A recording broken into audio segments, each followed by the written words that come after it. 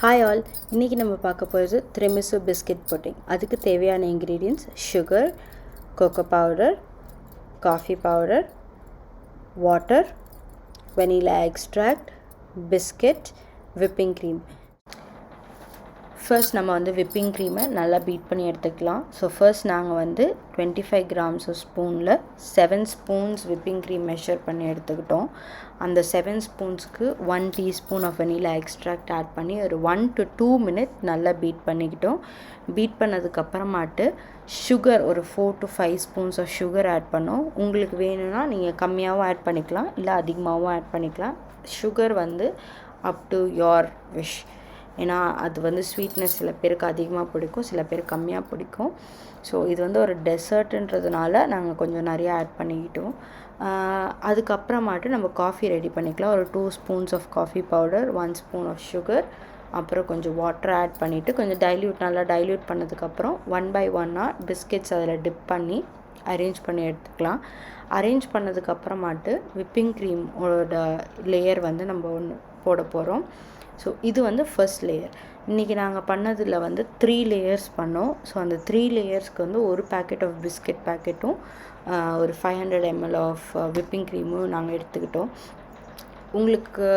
உங்களோட டிஷ்ஷுக்கும் உங்களோட க்ரௌடுக்கும் ஏற்ற மாதிரி நீங்கள் வந்து இன்க்ரீடியன்ஸை வந்து யூஸ் பண்ணிக்கோங்க. ஸோ ஃபர்ஸ்ட் லேயருக்கு நாங்கள் யூஸ் பண்ண விப்பிங் க்ரீமே வந்து எங்களுக்கு முடிஞ்சிருச்சு. ஃபஸ்ட் நம்ம பீட் பண்ணி எடுத்துக்கிட்ட அந்த விப்பிங் க்ரீம் வந்து முடிஞ்சிருச்சு.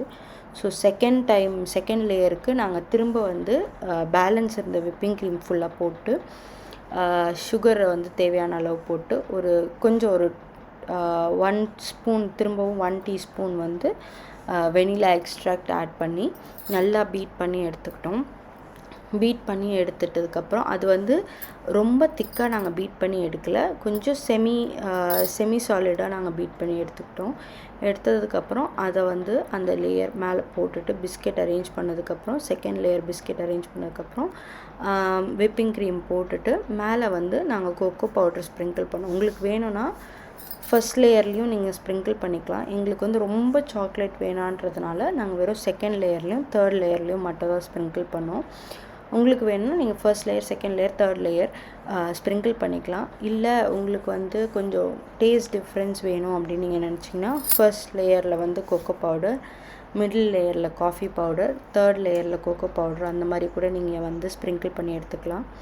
ஸோ தேர்ட் லேயரில் அகெயின் நாங்கள் வந்து பிஸ்கெட்ஸ் அரேஞ்ச் பண்ணிவிட்டு விப்பிங் க்ரீம் போட்டு கோகோ பவுடர் ஸ்ப்ரிங்கிள் பண்ணிவிட்டு பேலன்ஸ் இருந்த விப்பிங் க்ரீமை வந்து கொஞ்சம் நல்லா திக்காக பீட் பண்ணி எடுத்து அதை வந்து ஒரு பைப்பிங் பேக்கில் போட்டு டெக்கரேட் பண்ணி எடுத்ததுக்கப்புறம் அதை வந்து இந்த அந்த ப்ராசஸ் ஃபுல்லாக முடிஞ்சதுக்கப்புறம் ஒரு 3 to 4 hours மேக்ஸிமம் ஒரு 5 hours ஃப்ரிட்ஜுள்ள வந்து ரெஃப்ரிஜரேட் பண்ணி எடுத்துக்கோங்க.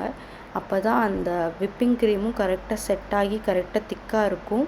அதே மாதிரி அந்த நம்ம வந்து காஃபியில் டிப் பண்ண அந்த பிஸ்கெட்ஸும் கொஞ்சம் நல்லா அந்த காஃபியில் ஊறி கரெக்டாக அந்த சாப்பிட்ற பதத்துக்கு வந்திருக்கும்.